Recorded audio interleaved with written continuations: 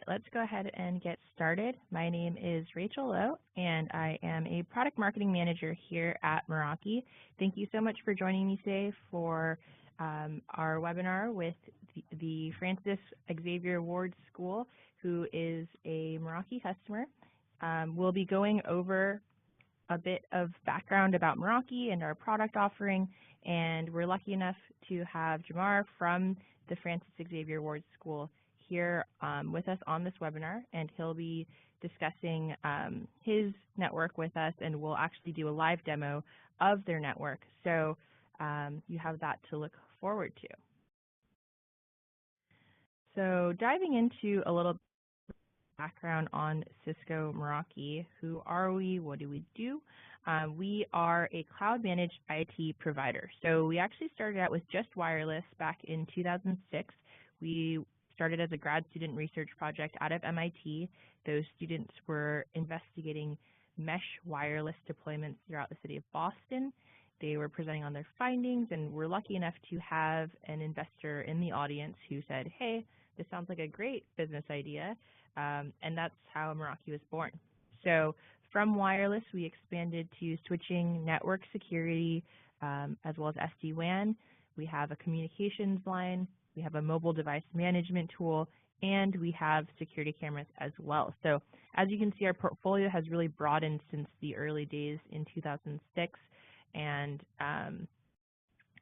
but the unifying theme amongst all of our products is that we manage the hardware, software, and cloud services all in-house.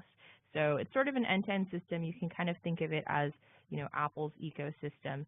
And what that really allows us to do is it gives us full control over the user experience from end to end. So those of you who have or are familiar with traditional networking solutions know that it can be not the greatest experience, of course, with all of the command line and all of the complexity.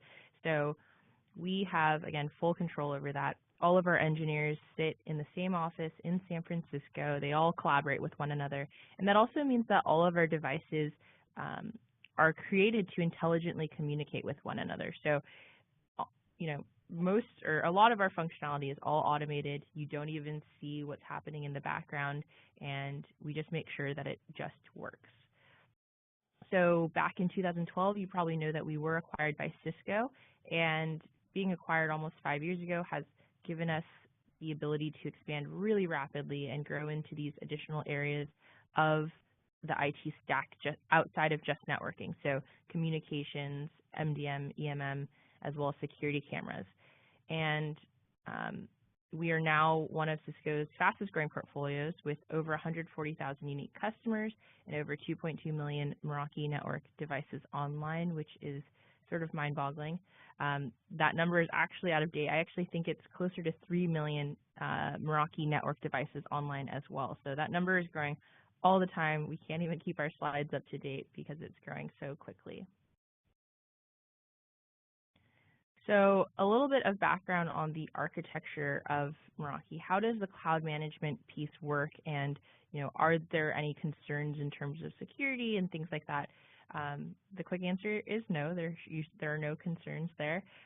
We never send user traffic through the cloud. So going through the cloud is management data and sort of high-level information on what users are doing on the network. So as a great example, you can see, for instance, that students are accessing Facebook, let's say. So we have layer 7 visibility, but you won't be able to see who they're searching for, what they're doing on Facebook. So we maintain that sort of privacy in that regard.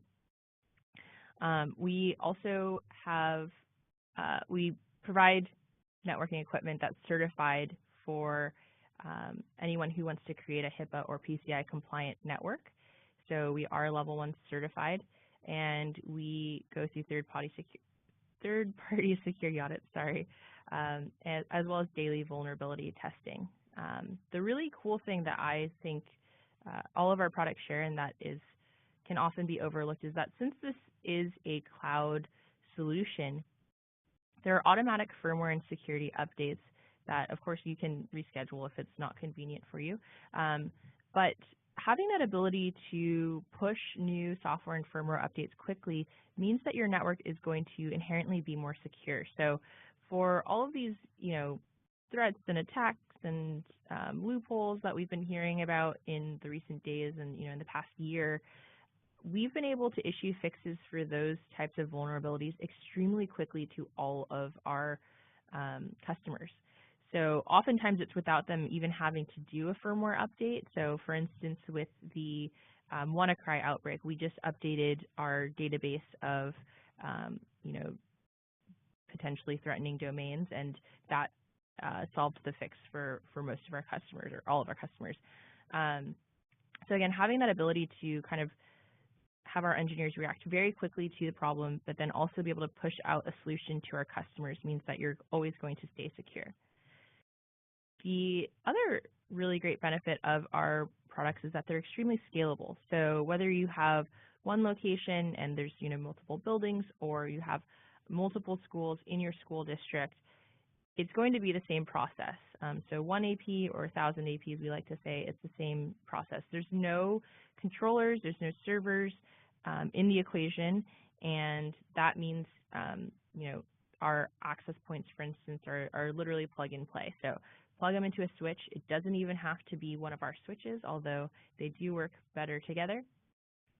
And the AP will pull down its configuration from the cloud and just start working. So you can actually pre-configure your access points before they even arrive on site, and apply SSID templates, whatever you want to do. As soon as they come online, they'll start broadcasting the SSIDs that you've configured. So I mentioned that our access with other types of switches that are not Meraki switches. That's true of all of our products. So you can get just the Edge Firewall UTM appliance, and it'll work with other brands of switches and access points. You can buy just the Meraki switches. It's up to you. So all of our products work independently of one another, but if you do choose to use multiple Meraki products together, you'll see that there's enhanced functionality there as well. And I think Jomar will kind of help touch on that, as well as his school does use multiple Meraki products.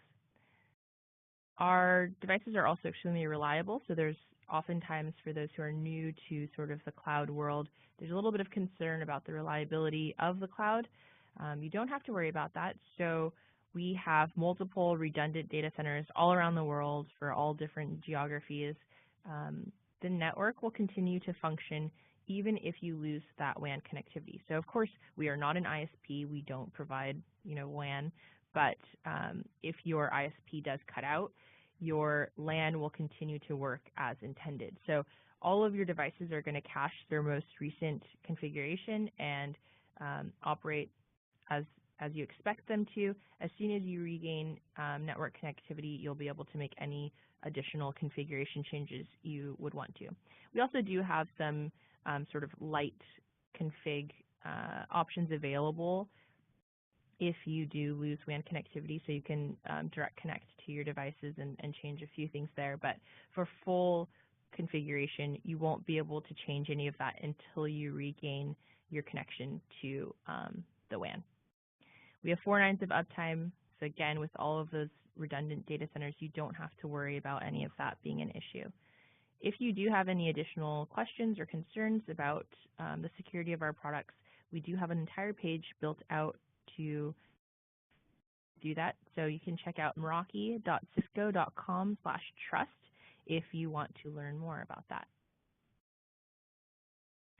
So why, with this cloud architecture, what are you really gaining? What's the benefit here? So I kind of touched on a couple of these points already, but the first off, I think one of the biggest benefits here, especially with K-12, where you might have a particularly lean IT team, is that there's intuitive centralized management.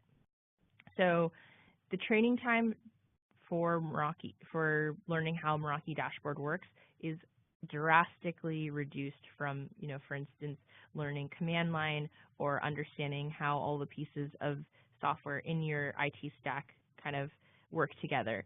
So we say here, I would say that there's still probably a little bit of training that has to be done. It's not just that, any old person can walk in and suddenly learn how a network works. But if you are an IT person, if you have an IT background, this should be super easy for you to get trained up on and take almost no time. There's no command line, as I mentioned. It's all done through a graphic user interface, which we would like to think is pretty slick and really designed with the user in mind. You can also control all of your devices from anywhere. So if you have an office that's sort of headquartered at the center of your district, or if you're even on vacation or something and the network goes down and you're urgently needed for a networking emergency, you can log in from your hotel computer and troubleshoot what's going on there. So that's true of all of our products, whether, again, it's the Edge firewall appliance or your switches or your APs. You can manage everything from one location, which is really cool. And we really are the only solution on the market that offers sort of what we call the full stack solution. So everything from the UTM all the way through, your nodes like your phones and security cameras. Nobody else has that integration across the board. So that's really unique to Meraki, and you can probably guess that we'll probably keep expanding into other areas of IT as we move along. But we'd like to say that our products are really future-proofed, and the sort of the full stack availability of our products is sort of a testament to that as well. All of our products are extremely flexible as well, so those remote troubleshooting tools you have can be really fine-tuned to what you need them to do. You can also, adjust some of the tables and the information that you're receiving from your dashboard. And I also mentioned the zero-touch site provisioning. You can configure everything even before the hardware arrives on site. So you can actually drop ship the APs directly to the school location and not have to worry about going on site just to configure everything. The visibility aspect as well is super useful, particularly when dealing with, we'll say, our younger generations who are sort of born and bred on the internet these days. It often seems like they know more than I do about how the internet works. So having that visibility, that layer 7 visibility, knowing what applications are hogging bandwidth on your network and being able to troubleshoot that, traffic shape that, all of that management ability is super helpful. So just wanted to quickly highlight some of the school districts that are using our products. You've probably heard of some of these or seen some of these. All over the country, K-12 is using Meraki. One of these is actually in my hometown, which is really cool. And I think, it's sort of a testament, again, to the flexibility of our product. For instance, Jeffco Public Schools is a huge, huge school district. I think they have, I don't even know, thousands and thousands of APs, all the way to Rolling Hills Prep, which is just a single campus. So again, just speaks to the flexibility. So without further ado, I would like to introduce Jomar McDonald, who is the Director of IT for the Frances Xavier Warde School. Jomar, are you on the line? Hello. Yeah, can you hear me? Yep. Thank you so much for joining me on this webinar. We're really excited to hear a bit more about your school and your network. Do you want to give a quick introduction to yourself? Sure. So, my name is Jomar McDonald. I am the Director of IT here at FXW. I've been here about 10 years, and, our school is, in the middle of the city of Chicago, and it has been an interesting experience over these last 10 years, but it's a great institution. Awesome. Okay, so moving on. You want to give me a little bit more background on the school itself? Sure. How many students are you serving? Sure. So we serve preschool through 8th grade. We have approximately about, I think, 980 or 1,000 students currently enrolled. We have two physical campuses. There's about 2.5 to 3 miles apart, And then we also have an administrative office facility that is maybe a block or two away from one of the campuses. So we do support 3 physical locations with all Meraki equipment. We have roughly about 200 staff and faculty across the 3 locations, and the team is about 6 people currently, including myself. We spread ourselves around the 3 locations, and we are a one-to-one school. We've been one-to-one since 2009, and before that we were on carts. So we are one-to-one from 3rd through 8th grade, and then in the lower grades, they're in a shared device use model. Awesome. So can you give a little bit more background? We'll dive into a bit more of the actual use cases with Meraki, but background on the types of devices you're using and what types of management needs to be done with those devices. Sure. So we are a mostly Windows environment, and we have been for eternity now, it seems. But in our one-to-one program, it's a mix of devices. So we have Chromebooks. In a small pilot of those, we have iPads. We have a few hundred iPads from different models of iPads. And then we have Windows computers. So we have HP computers. We also have Microsoft Surfaces. In our middle school, our one-to-one is centered around Surfaces. We find that as the kids get older, their device requirements become a lot more complex. So we shifted our middle school program to using a full-blown Windows PC in the form of a Surface. That managing those, is going to be a challenge because middle schoolers, as they, become older, they become more sophisticated, and so we kind of have to stay a few steps ahead of the kids. As we go into the younger grades, between 3, 4, and 5, we have a one-to-one iPad program. 5th graders are allowed to take their iPads home. 3rd and 4th graders do not take them home, but they use them day in and day out. And the requirements for how they use the device is very similar to the middle schoolers. It's just in a more age-appropriate context. Those, we're required by, we get E-rate funding. So in order to be compliant, we have to have the appropriate type of content filtering in place to do that. And Meraki helps us there.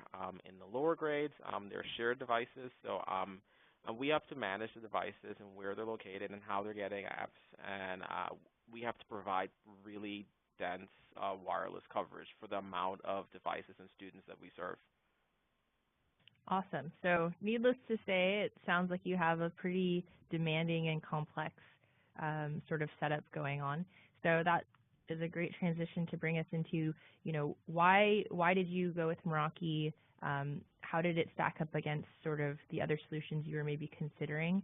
And especially, how did it stack up against your old system?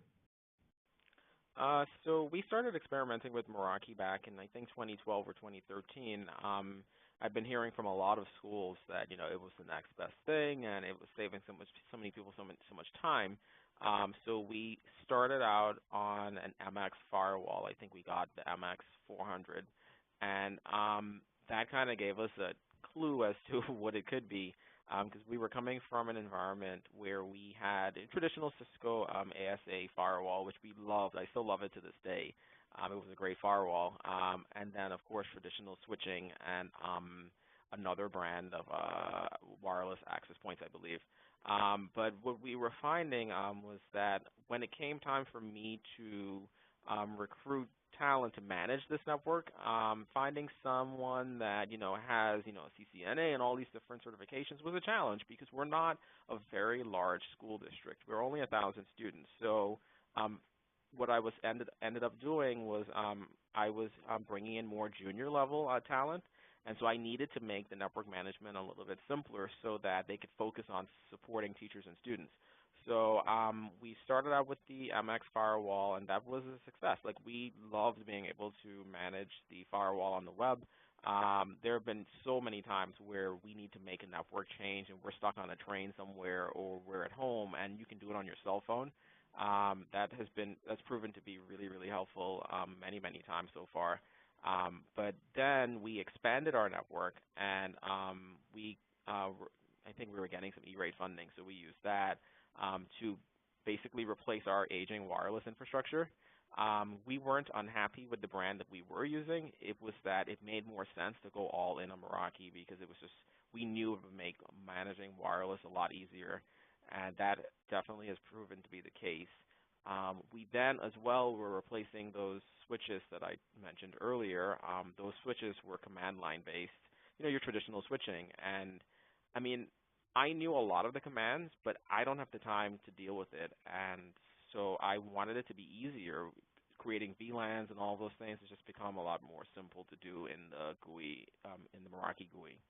Yeah, and I think that brings up a really great point, which is that, as you mentioned, it's not that people using Meraki products don't know how to do command line or don't know the ins and outs of how that works.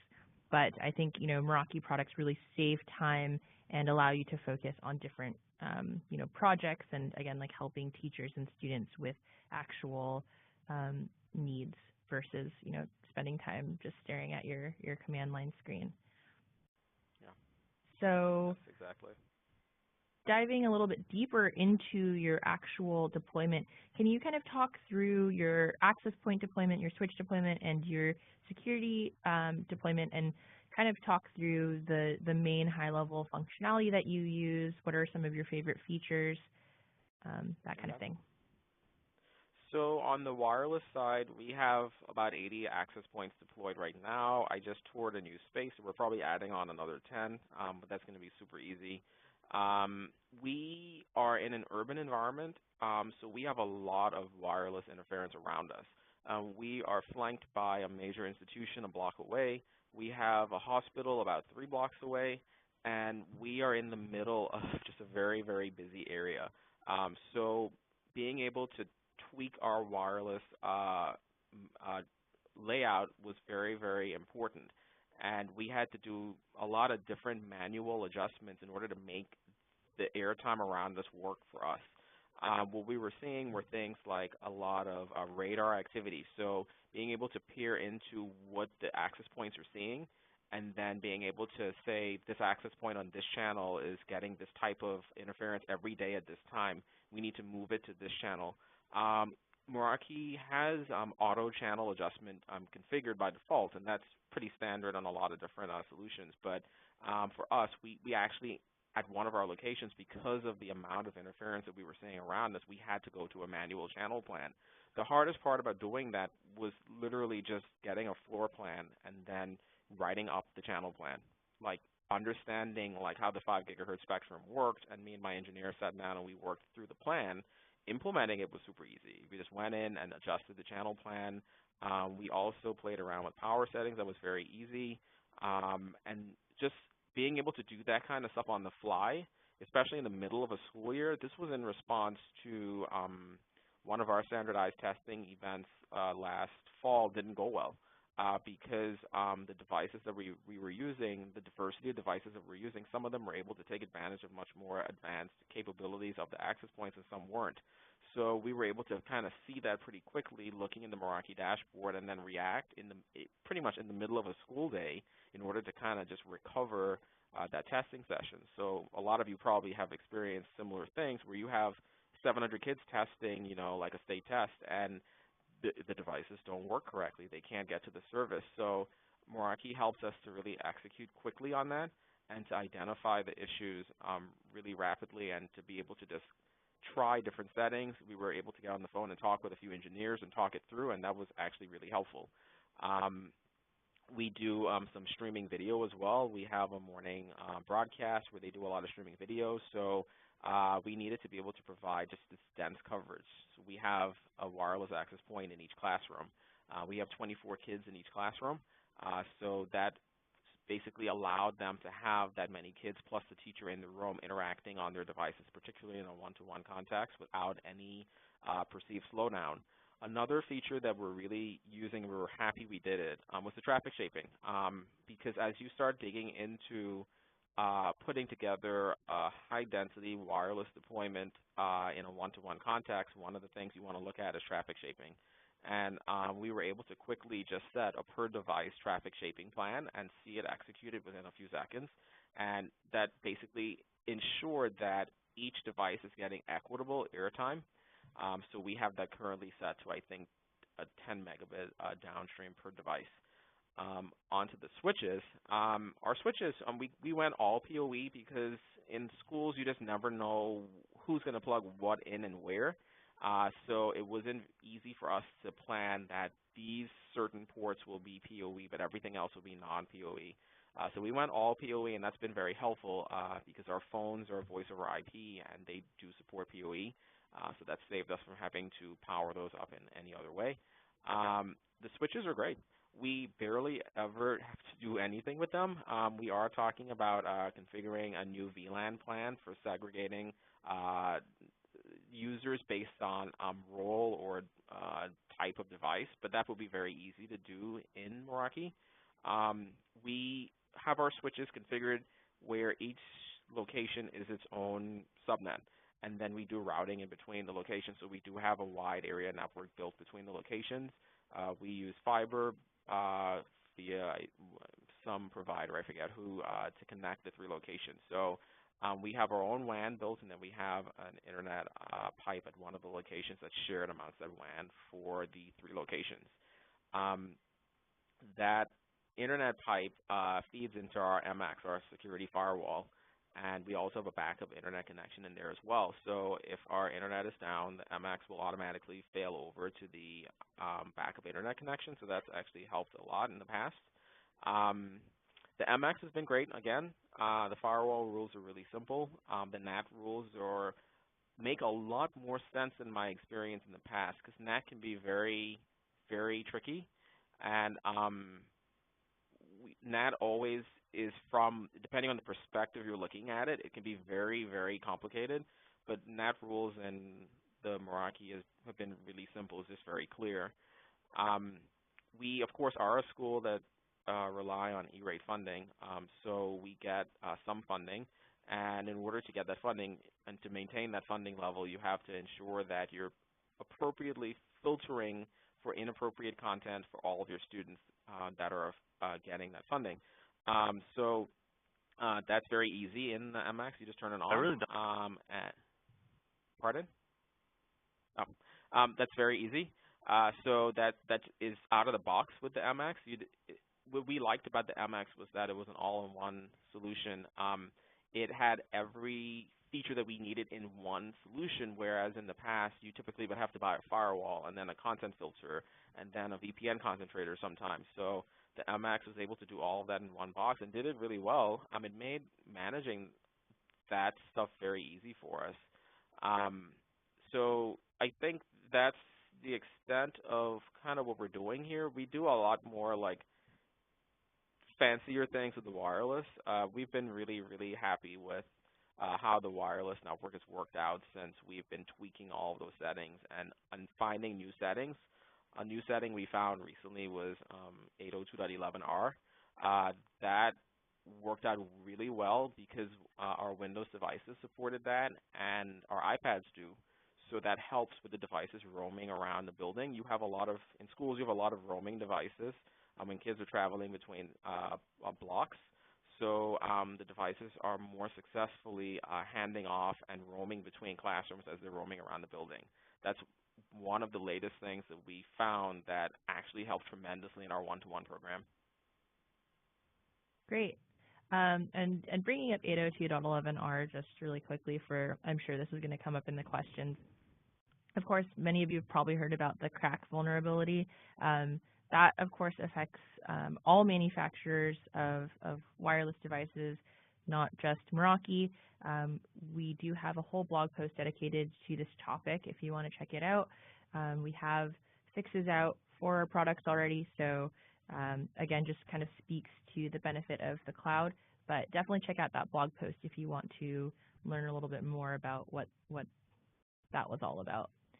So, of course, there's always more that you can do with your Meraki products, as Jomar kind of touched on. So could you kind of elaborate a little bit more on your future plans for Meraki? What are you planning to work on next? And what does the future hold for FXW? Sorry. So we are in the middle of a renovation project on an auditorium and then a basement, flexible use space. It's beneath the auditorium. So in those spaces, we just made a decision today because there's just so much AV and networking going on in those two spaces alone. We're gonna add Meraki-based IDF in that space just to support that space. And we're going to, of course, connect them back to our main server closet. So we are expanding our wireless footprint to those new spaces. We're adding a lot more data to those spaces as well. We have devices that require data for AV that will actually work really nicely. We are investigating as well the phones, the Meraki phones. Our current phone solution is okay, but we would like to it's a cloud-based solution, and we like that. So we're looking for something similar, but with better administration and better support. So we've been looking at the Meraki phones, and we think that would be a good addition because we're already have so much already in our Meraki admin dashboard that would be the next logical extension. We are looking as well at the MDM solution. We were kind of backed into a quarter recently and figuring out an MDM solution. So we will look at that again. And of course, we are going to reconfigure our WAN between the locations in a way where we're going to make it redundant between the locations using the MS switches and fiber optic connectivity. And then we're going to expand the internet, or at least make the internet more redundant by adding either more MXs at each location so that there's a failover internet connection so that the locations aren't so dependent upon each other, or we will add additional MXs at the head end and make everything in between more resilient. So we're kind of just trying right now to figure out how are we going to do the networking between the two fiber connections. We're working on that right now, but that's something that we're going to move live in July of next year. Awesome. So without further ado, I'm going to jump over to your dashboard. Give me just a second here to get this set up.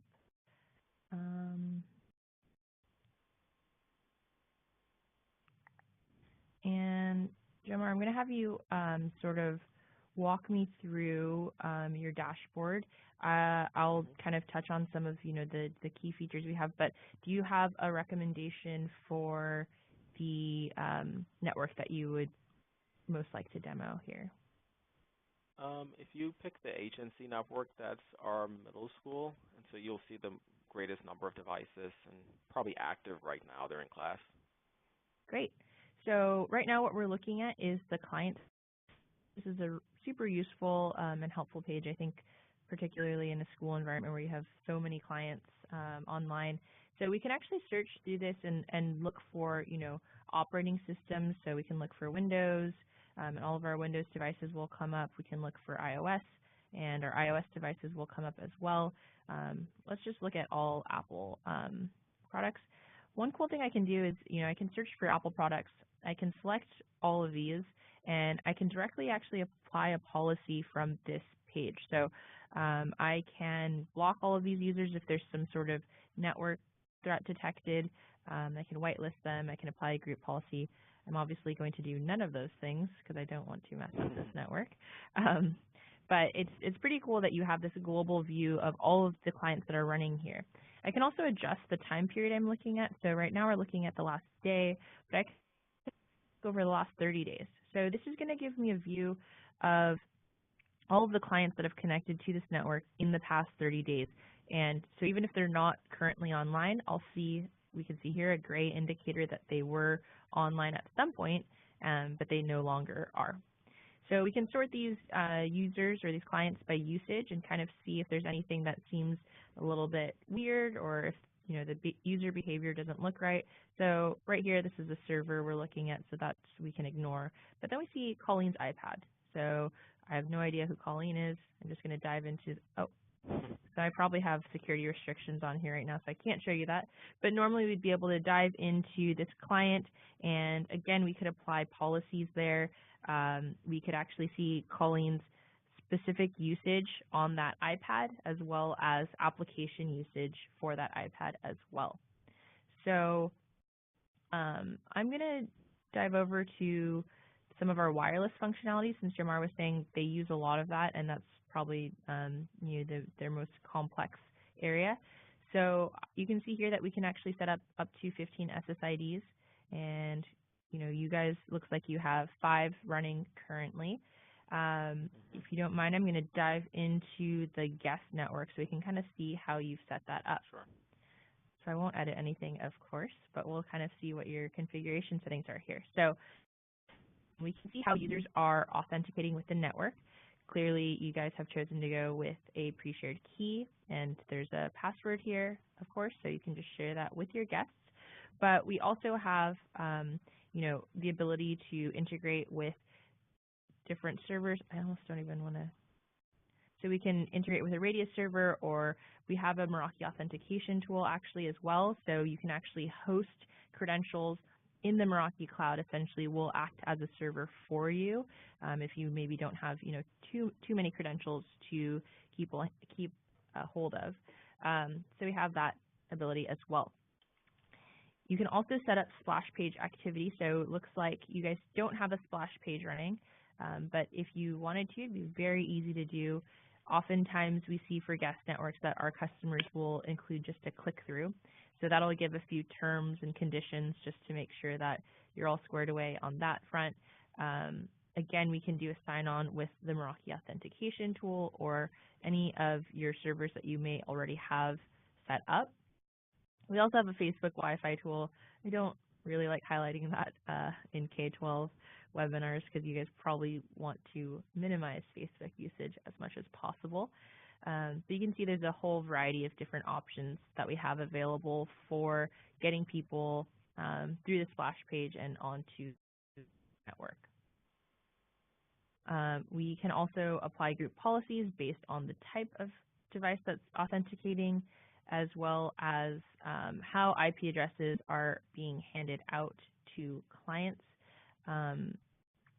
We come down here, we can see you guys are actually running this wireless network on the 2.4 gigahertz band only. Can you kind of speak to why you guys have chosen to do that? I'm just curious. That's a good catch, actually. I didn't remember we did that. So what we try to do is to utilize 5 gigahertz for all of our production SSIDs for actual, real day-to-day traffic. And for our guests, we put them on 2.4. So we just didn't want the guest users consuming airtime on the same frequency that our production users were on. Great. Makes sense. That's a great check there. I'm also going to dive now into the firewall and traffic shaping. So you had mentioned that you guys have implemented this for your students. It looks like you guys haven't done anything too crazy for the guests. Let's see, is this your student network, just the FXW one?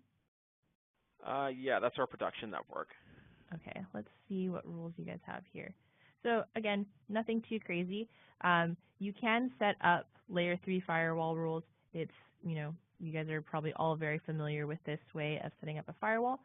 We can also add a layer 7 firewall, which is pretty cool. So you can actually just enter the host name, or we have sort of this repository of different types of applications that you can select from. So for instance, we can go to social media, which again, I feel like is probably the bane of every K-12 IT director's existence. And we all social and web, or we can choose, just Facebook or just Instagram, and now that application is going to be blocked.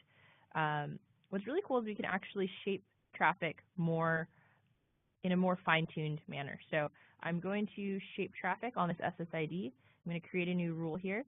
And let's say we have a really big problem with, rich media streaming. We have a problem with video and music, right? As you guys know better than I do that these days nobody downloads anything, right? Everybody's just streaming. So things like Netflix and Hulu and iTunes, those are all huge, huge bandwidth hogs.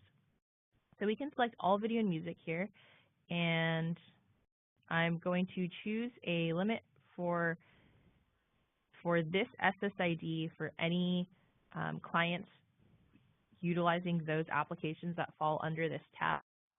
We're going to throttle them down to 500 kilobit per second, right? And then I can actually add a second traffic shaping rule, and I can say something like, our students use a lot of email, let's say, and we want to make sure they have access to their email. So we're actually going to ignore any per client limit here. So essentially we're going to whitelist all email activity so that we ensure that that gets prioritized. And we can actually drag and drop this rule above the other and really prioritize it as that traffic comes through. So that's sort of how you can traffic shape. One thing of note here is that what's nice about the Meraki full stack is that you can actually choose, at which level you want to apply these types of rules. So if you do have an MX security appliance as well as wireless access points, you can choose what level you want to apply these traffic shaping rules, whether it's at the edge of the network and you want it to apply globally, or if you, as you're looking at here, you want it to apply to just a single SSID or just a single group of users. So you get that really nice flexibility in that regard. Is there anything kind of particularly interesting about your wireless that you would want to kind of show off or walk us through? You just gave me an idea that we could do filtering at this level. We do it at the edge, like you said.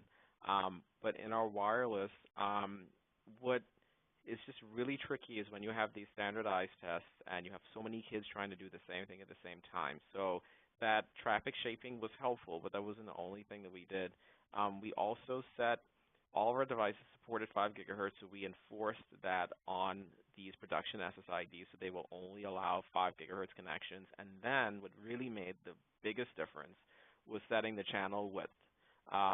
We set that to 20 megahertz, and that for an urban environment like this, where there's so much interference in the classrooms in any school, regardless if it's urban or suburban, are so close together, you need to be able to control the size of those cells of each access point. So if you have an access point in a school building that's 3 stories tall with 20 classrooms or 25 classrooms in it, you need to be able to control the spread of those cells. So we set each access point to, or I think we set the SSID that's a 20 megahertz channel width, and from that point, it just really stabilized. Like those kinds of tricks are things that we just did a lot of research and digging and talking to Meraki engineers, and that was really what did it for us. That took us over to where you have reliable, consistent Wi-Fi now.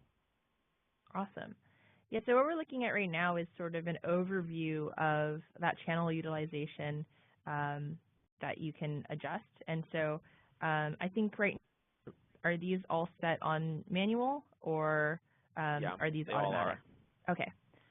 So these have been predefined, but if you just had like the default setting, the APs would automatically utilize channel based on what they're sensing around them. So they do have a scanning radio that can kind of pick up what the other APs around are broadcasting and make sure that they're not all running, on the same channel.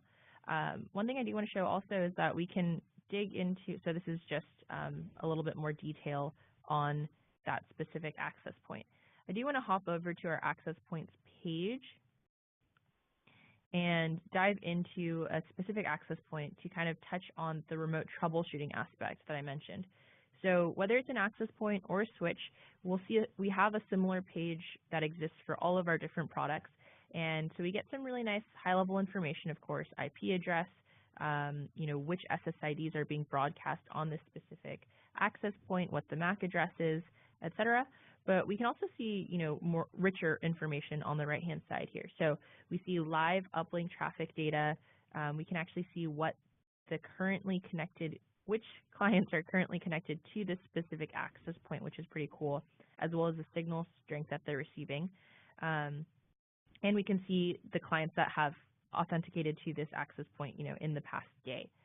So in terms of remote troubleshooting, we do have a suite of remote troubleshooting tools. So we can actually ping Google, we can ping the access point, see what the latency is there. You can see this list of remote troubleshooting tools.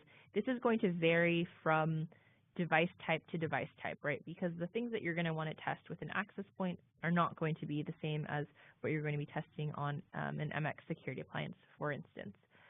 But we do have this little suite of tools for all of our products across the board, and it allows you to gain some level of insight without ever having to go on site, right? So I imagine that you've probably used these tools before, Jomar. Is that Yes. fair to say? My favorite there is the event log. Like you can see what the clients are doing on that access point. Right. Awesome. Yeah. So this just gives you a great insight into what each specific device is doing. And, if you get any complaints or phone calls about something not working, you can dive in and really, investigate every part of your network. So one thing I do want to call attention to as well, because FXW is using multiple Meraki products, we can see here we're on the access point page. We can actually see that the switch that we're plugged into shows up as a hyperlink. So we can actually click into this port even, and it's going to pull us back further up in the stack. And now we get now we're on the switch page, and we get a visual representation exactly which port we're plugged into. We can actually run a packet capture directly from this page. Again, we get that level of insight for the switch now that we were kind of looking at for the access point. And again, we have that suite of troubleshooting tools as well. So I'll show you one more little trick on switching before we kind of jump back to the slides, wrap up, and then leave some time for questions, because I'm sure there's going to be some questions. But one of my favorite features of the switches is that you can do virtual stacking. So what that essentially means is you can treat or interact with the switches even if they're all in different campuses and different locations, they're not in the same closet, you can kind of interact with them as if they are. So what I can do here is I can actually search. We have a really robust search tool here, so I can search for, ports 1 to 2 or ports 1 to 3 on every single switch in my network. So we see that that brings up 22 switch ports. Now I can select all of these, hit edit, and we can change certain settings all at once for all of those ports on those switches. So you can just see, that's a very obviously simplified example, but illustrates exactly how easy it is to manage these switches and these ports specifically that may be in completely different physical locations, which is pretty cool.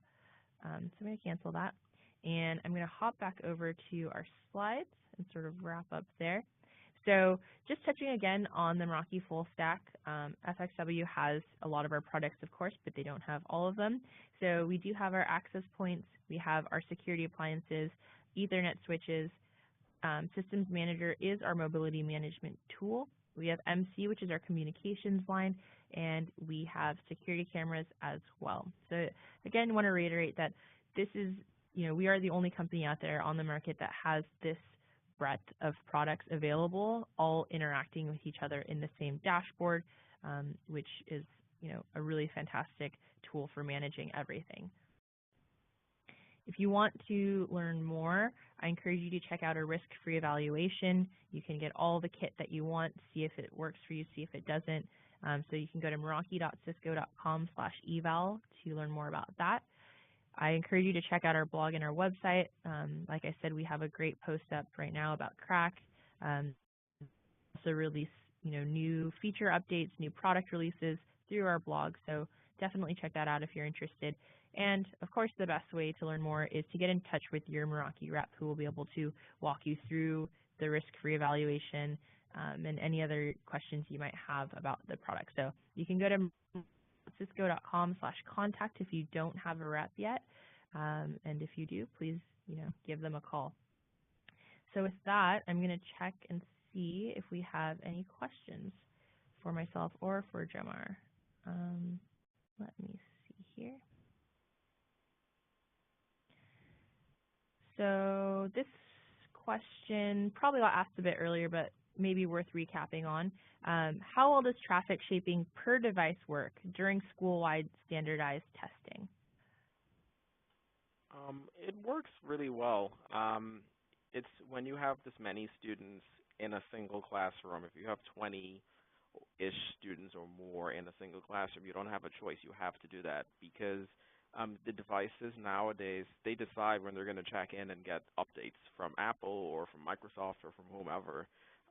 So you have to ensure that each student is getting their fair share of airtime.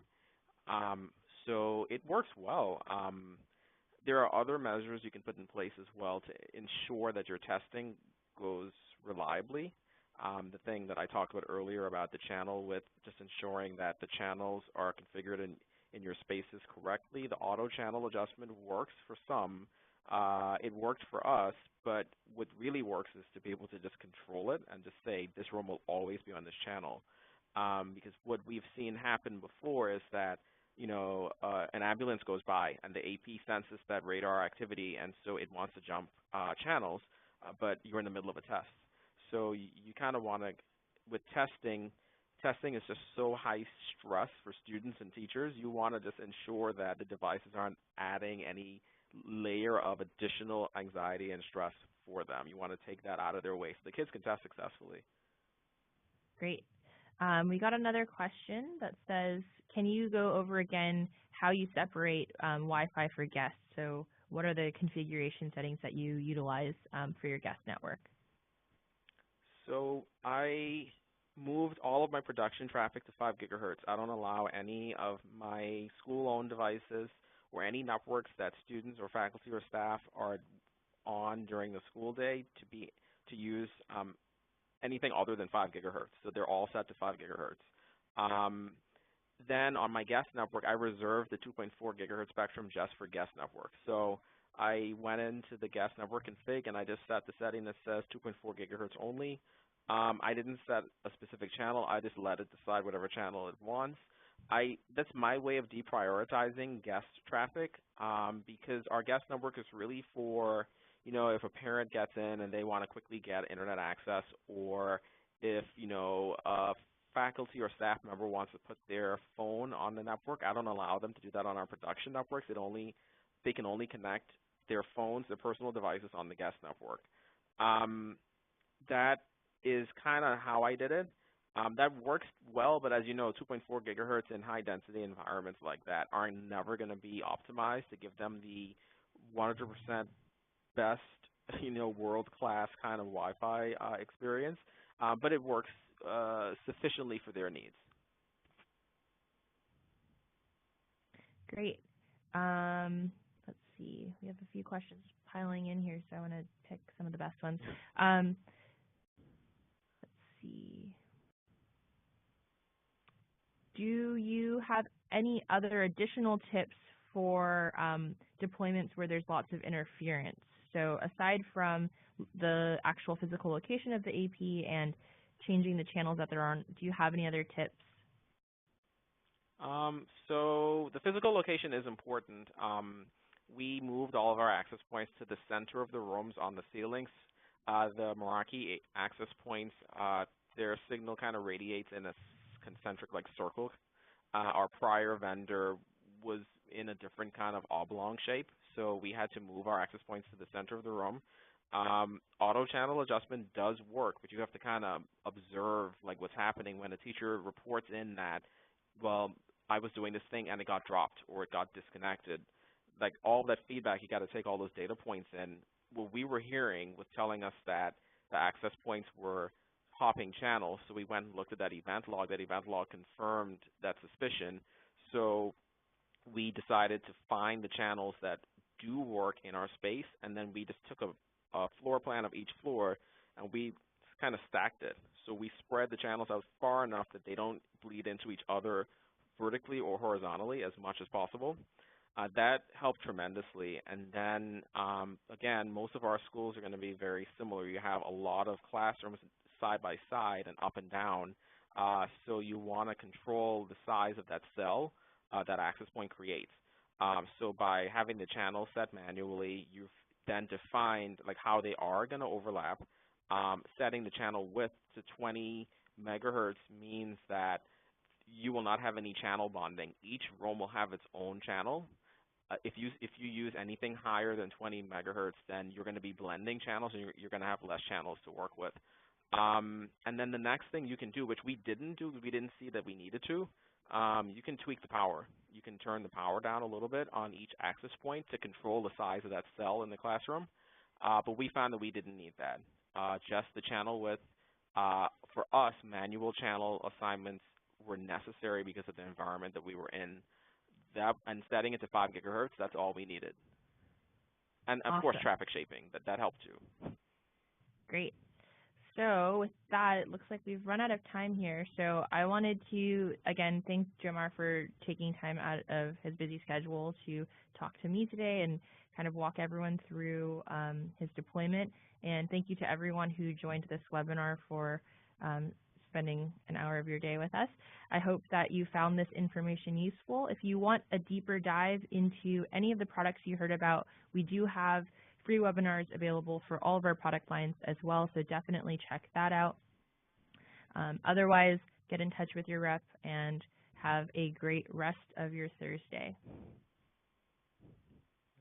Thank you. Thanks.